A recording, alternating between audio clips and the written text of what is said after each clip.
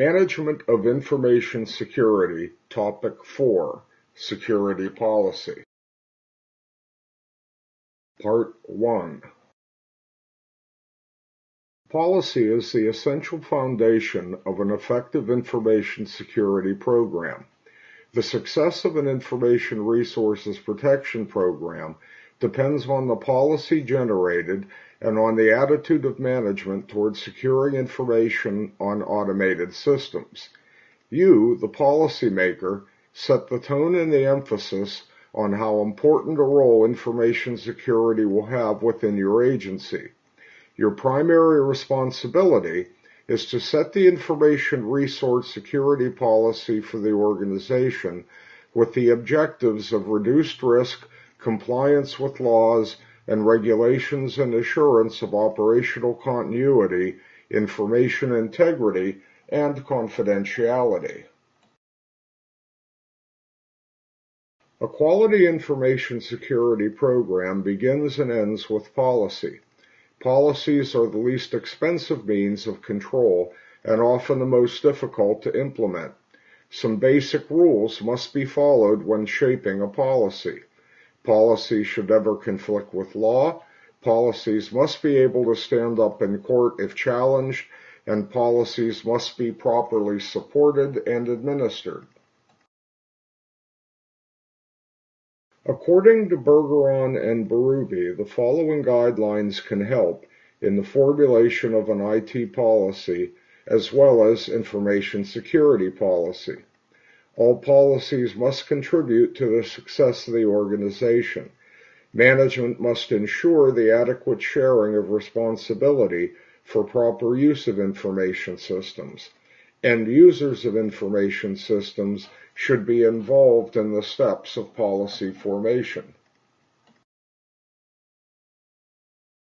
Policy-centric decision-making uses a bullseye model in which policies are the first layer of defense, networks are where threats first meet the organization's network, systems are the computers and manufacturing systems, and applications are all application systems. Policies are important reference documents for internal audits and for the resolution of legal disputes about management's due diligence, and policy documents can act as a clear statement of management's intent. A policy is a set of organizational guidelines that dictate certain behavior within the organization. A standard is a detailed statement of what must be done to comply with policy, sometimes viewed as the rules governing policy compliance. Guidelines are non-mandatory recommendations the employee may use as a reference in complying with a policy. Procedures are step-by-step instructions designed to assist employees in following policies, standards, and guidelines. Practices are examples of actions that illustrate compliance with policies. Policies define what you can do and not do, whereas the other documents focus on the how. For policies to be effective, they must be properly disseminated, read, understood, agreed to, and uniformly enforced. This slide illustrates the relationship between policies, standards, guidelines, and procedures. Policies require constant modification and maintenance. In order to produce a complete information security policy, management must define 3 types of information security policy: Enterprise Information Security Program Policy, issue specific information security policies, and system-specific policies. Enterprise Information Security Policy is the high-level information security policy that sets a strategic direction, scope, and tone for all of an organization's security efforts. An EISP is also known as a Security Program Policy, General Security Policy, IT Security Policy, high-level info security policy, or simply an information security policy. An enterprise information security policy assigns responsibilities for the various areas of information security, including maintenance of information security policies and the practices and responsibilities of end users. In particular, the EISP guides the development, implementation, and management requirements of the information security program, which must be met by information security management and other specific security functions.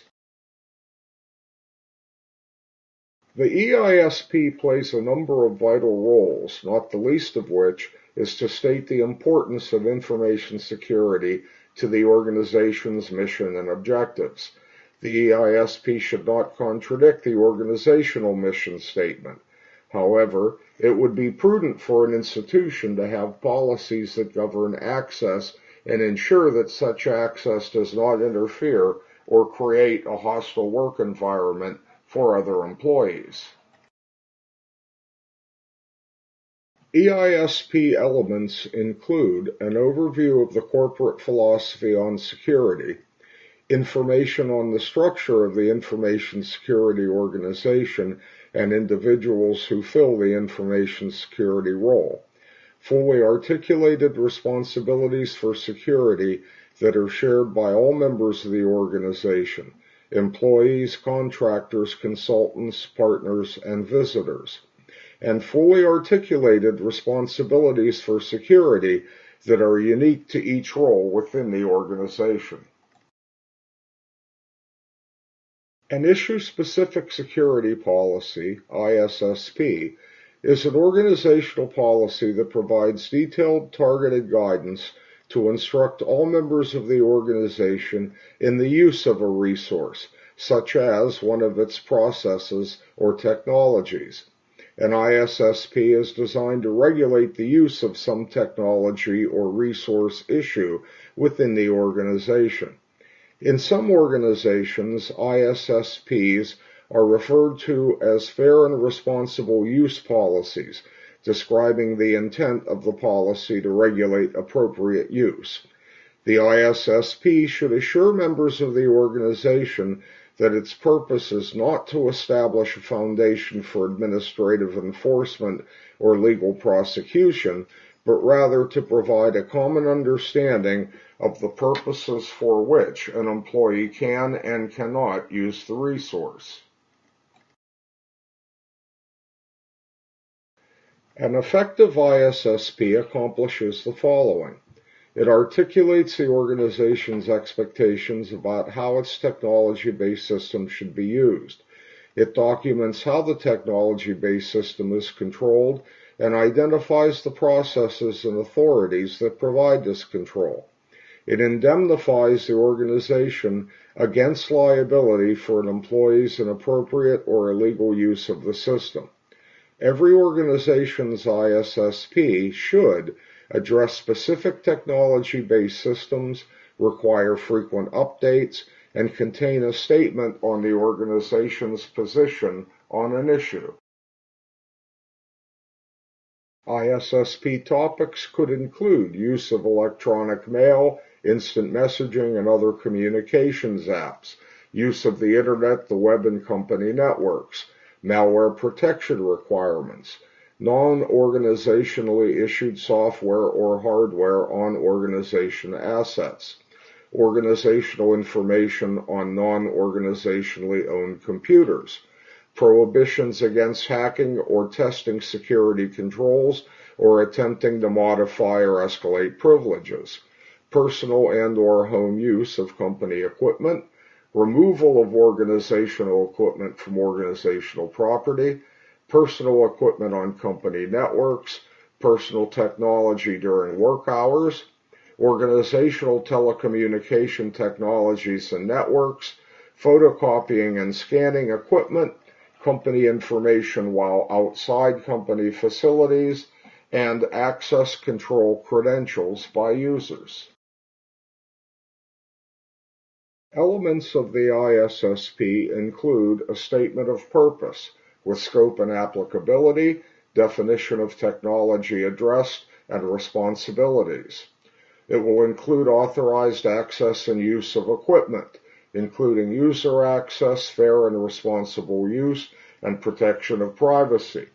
It will include prohibited usage of equipment, including disruptive use or misuse, criminal use, offensive or harassing materials, copyrighted, licensed, or other intellectual property, and other restrictions. Elements of the ISSP also include system management, for example, management of stored materials, employer monitoring, virus protection, physical security, and encryption. It includes statements of violation of policy, including procedures for reporting violations and penalties for violations. It includes a statement on the scheduled review of policy and procedures for modification. It also includes a statement on the limitations of liability or any disclaimers. When implementing the ISSP, there are a number of common approaches.